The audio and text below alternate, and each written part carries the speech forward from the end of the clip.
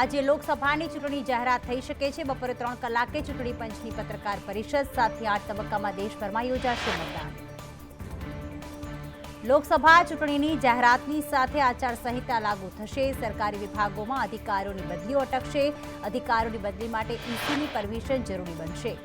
લોકસભાની સાથે ગુજરાત વિધાનસભાની 6 બેઠકો પર થશે પેટા ચૂંટણી। અપક્ષ કોંગ્રેસ આપમાંથી ધારાસભ્યોએ આપ્યા છે રાજીનામા।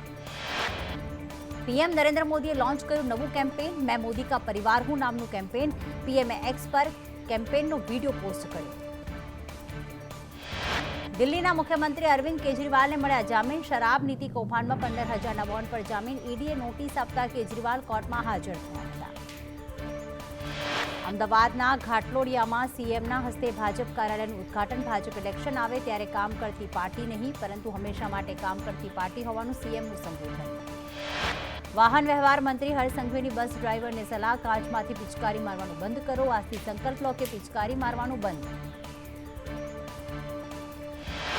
ભાજપ પ્રદેશ અધ્યક્ષ સી.આર. પાટીલનો જન્મદિવસ। સુરતમાં મોટી સંખ્યામાં આગેવાનો હાજર રહ્યા। લોકસભામાં 411 બેઠક જીતવા માટે 411 કમળના ફૂલ ભેટ તરીકે આપશે।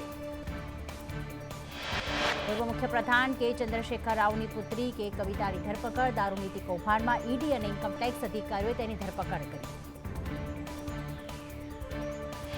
રાજ્યમાં આજથી અનુભવાશે ગરમીનો પ્રકોપ। તાપમાન 2 થી 3 ડિગ્રી વધવાની આગાહી। મોટાભાગના શહેરોનું તાપમાન 34 ડિગ્રીને પાર।